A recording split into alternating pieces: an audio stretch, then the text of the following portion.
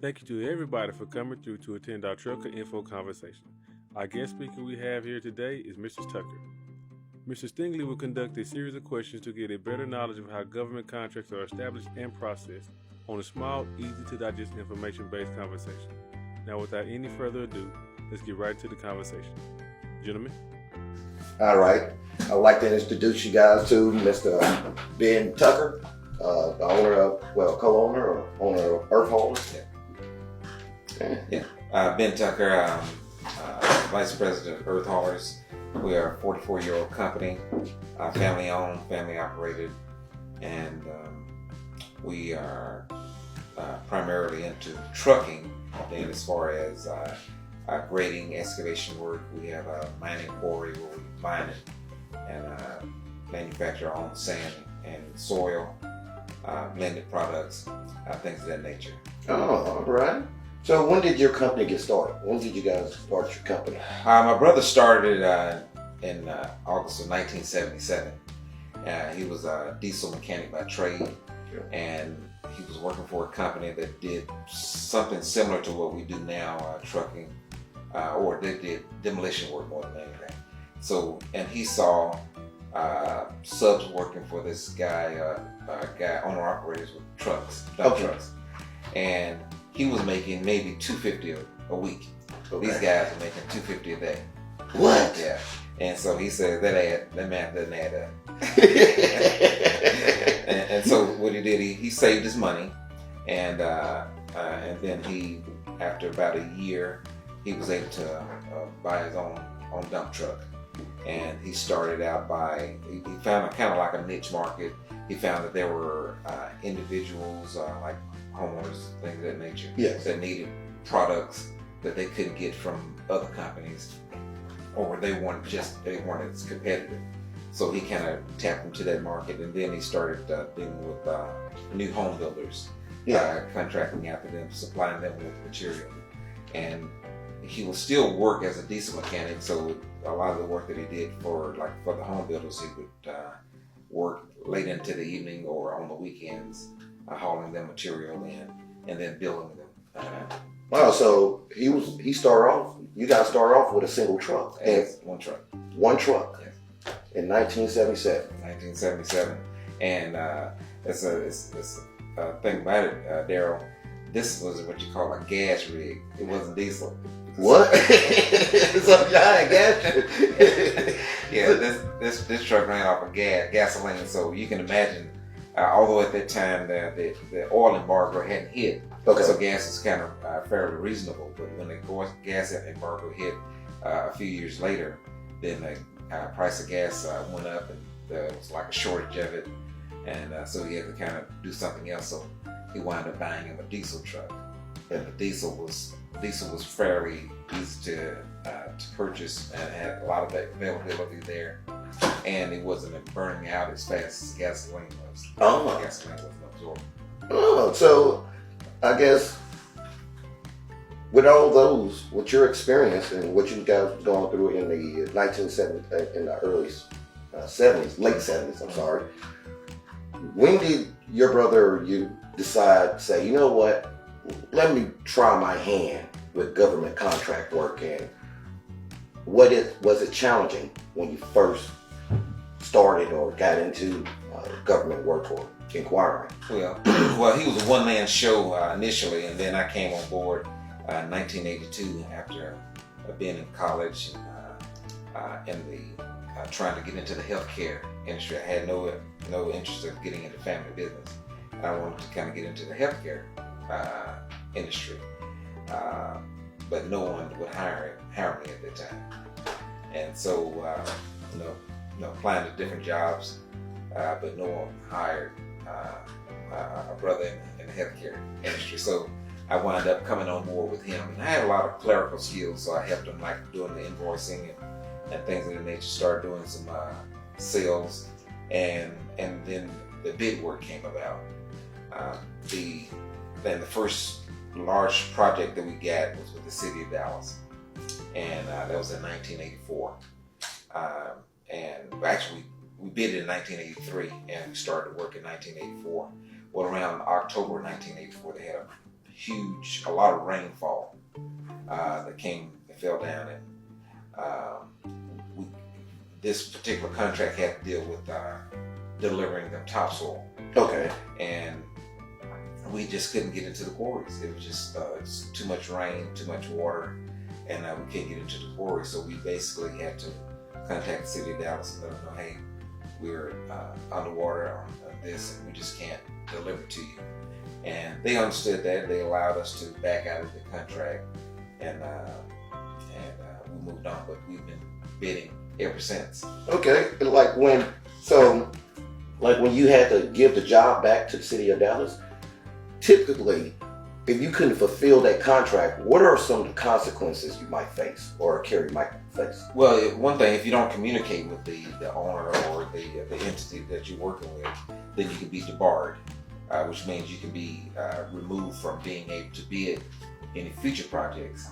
But since we communicated with them and let them know what the situation was, what issues that we were experiencing, they allowed us to rebid on another occasion. Yes. And they were, because we were honest and letting them know. And that's not the only time that we've had to actually give a project back. We've done that was with the city of Dallas. We also did it with the state highway department. We had a project that was cleaning out this creek. Yeah. And it's always water. It seems like it's always water. There's so much water coming through this creek. We just could not fulfill this job like the state wanted us to do that. So we contacted them, let them know that the problems we were experiencing, and it was just going to create a lot more hardship, bring a lot more hardship for us. And they allowed us to relinquish the job and let someone else do it that could have another type of equipment that can go out there and do it that wouldn't run their equipment. Now, dealing with the government contract, is it a walk in the park, like bidding for the jobs, gathering, getting asset and capital? Is it a walk in the park dealing? Yeah, not at all.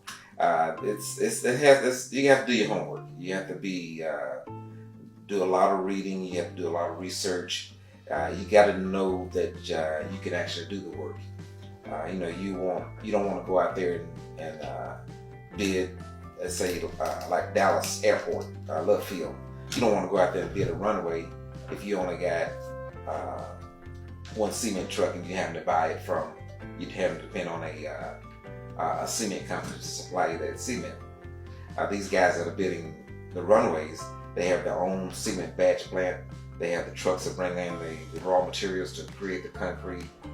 They have a mixer, all those things that's involved in pouring that concrete.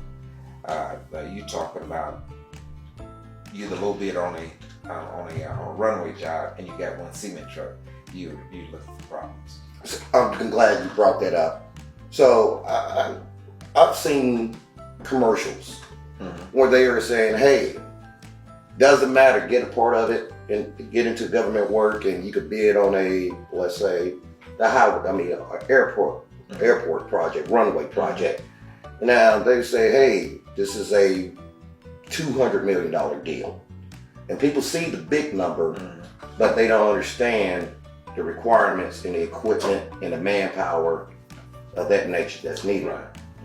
Yeah, a lot of times you see a project like that, you're going to get paid probably 30 to 60 days to get paid. And if you got personnel that's getting paid once a week, you're going to eventually run out of cash to be able to pay your workers. You got notes due that's coming up due on a monthly basis every 30 days. Not only equipment notes, you got insurance, you got fuel costs. All of those things are daily, weekly, monthly costs. And you may not get paid for 30 to 60 days, and sometimes longer, depending on what percentage that the owner or the prime contractor, if you're working for a prime, what percentage of the job completed they're saying that you have done.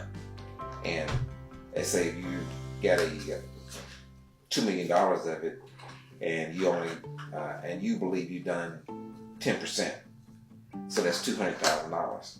Well, the prime can go back and say, no, you only did 2%. Wow. So yeah, 2%. So it would be $40,000. Man. Yeah. And so that's a long ways from $200,000 to $40,000. So that's those are the circumstances you gotta understand. And in a situation like that, you have to do daily reports. You have to have guys that's constantly communicating. There's safety meetings that you have to attend. You have to communicate with the prime, the owner, or whomever you're doing with. But I don't recommend, if you're starting out in business, going out there and jumping in the frying pan. Why is that? To the fire, because there's so many things that you can kind of get yourself into that the unknown. So the best thing is to kind of build up your experience. If you have the experience already, sure, go ahead and try it. But if you don't have that experience of knowing how to what it takes to pour a concrete runway, or build a house, or highways, streets, or anything of that nature. If you don't have know all the entities that's involved in that, don't try to be a hero and go and get those jobs without having that experience, because that same mistake can cause you to lose your business and wind up putting a huge scar on your personal Credit. personal credit and everything. Yeah. So what I say, start out small. Knock a few projects out that you've been able to handle, and then just build up that experience level. Now, most prime contractors are looking for subcontractors that are experts in certain things. what is a subcontractor? Okay. Okay. Well, first of all, a prime contractor is maybe working directly for the owner, and the owner could be the city, could be a private owner, could be the state, could be the federal government. No, that's who the owner is. And then you got the prime. The prime is working directly for them. As a sub, you are a subcontractor to the prime, and you can be a first, second, third, fourth, fifth tier sub, which means if you're working you may not be working directly for the prime. Yeah. You may be working for another subcontractor. Yes, sir. Yeah. So you got to know where your money is coming from. Okay. So because one of those subs subs that's above you may not feel like they owe you. Or they may take the money and run. So you just got to make sure that everything is in place. You know who you're working with. You trust who you're working with. Because now, I don't mean to interrupt you. Mm-hmm. And let's say general freight, you could get a load off a load board, get paid through the broker the same day when you deliver the load. Quick pay, same day. Do the job this day, delivery tomorrow, you get paid. Does that happen with government work? Like if you did the job today, finish it, get the job today, finish it tomorrow, would you be paid at the end of that day? Not in construction. Construction is not like that.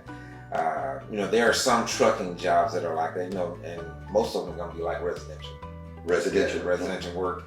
You got the resident is going to place an order with you, and you deliver to them, and they'll pay you either in advance, like with a credit card or something like that, or they'll pay you once you arrive to their property.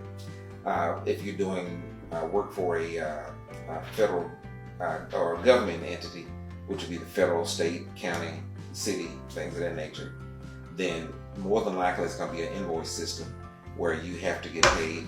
You may not get paid for at least 30 days. depending on what type of work you're doing, and some of it, a certain portion of that, what they owe you, could be withheld until the job is completed. Ooh, so you literally now have to float it. You bet. And so that's why they audit does that the government, some of these government entities audit you, or Oh yeah, you want to make sure that you're doing, you say what you did, as far as quantity, as far as material, as far as that you used. Some things they want you to use American-made products. They're going to audit that, make sure that you actually did that, things of that nature. So it's a lot of scenarios in that they're going to be investigating. wow. Yeah. Now, what are bids? What is like a bid? The bid process. The bid process is basically you're estimating that you can do a project for a certain amount. All right. So when you're bidding it or when you're estimating it, you've taken into account of what your overhead cost is, what your administrative cost is, what your expected profit, what your material costs are. If you have to hire any subs to help you with that, taking into consideration paying them maybe 80% or 85% or even 90% of what you have in it after expenses, of course, and losing that portion of it.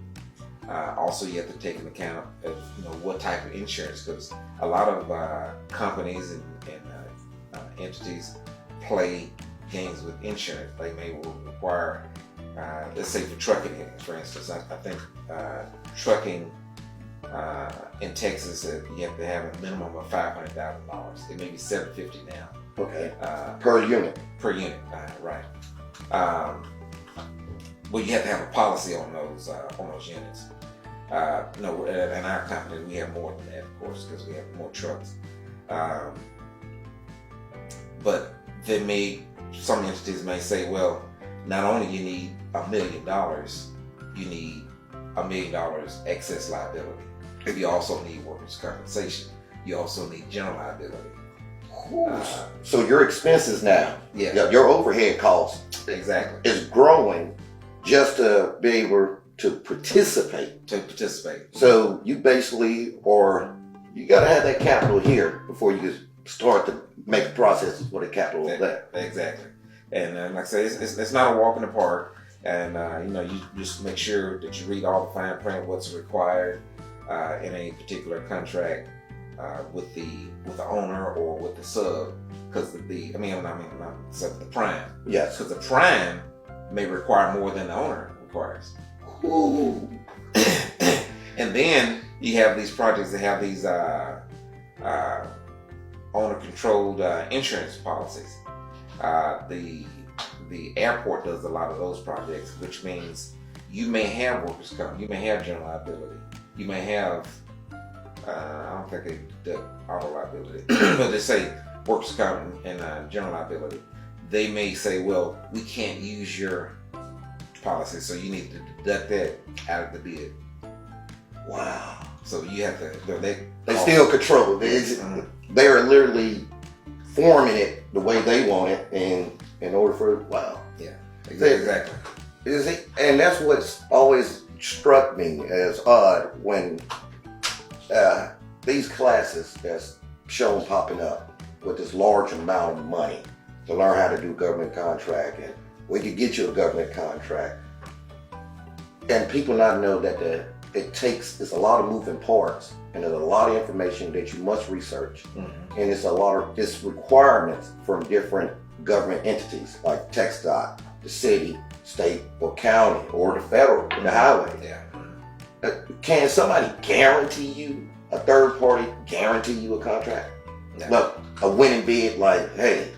And another thing, what would you say when people say that bidding with government is easy and you always gonna make this large amount of money just off the top? If you place a bid, well, I'm not formatting that, right? When you're bidding, are you bidding against other companies too as well? Absolutely. Now there are some projects that are non-compete, whereas like if you're an 8A contractor under the Small Business Administration, and that's a program that you're in there probably like 7 years, Yeah. they can give you projects that you don't have to compete with anybody. But even those, you have to still be fairly competitive, and they're gonna go through every line item in your bid to make sure, and they're gonna question you about, well, why do you have haul off in this? No, that was one particular project that they had not considered in a bid that we had, and we had a line item for haul off. And I said, well, why do you have haul off in this? Well, we said, well, once we do the excavation and grade work, we're gonna have to pick up some excess material, and we just can't lose that material on the job site. We gotta haul it off. Yeah. So so they reconsidered, and they allowed that to be added. But if we say, well, we need this huge excavator on the project. Oh yeah, yeah. Well, you got an excavator Yeah, just parked there. Nobody using it. We're not using it. exactly. Mhm. So they just basically everybody does an audit to make sure everything stays up. Absolutely. Yeah. No, they're gonna, especially let's say a non-compete project. It may seem like it's easy, but there's a lot of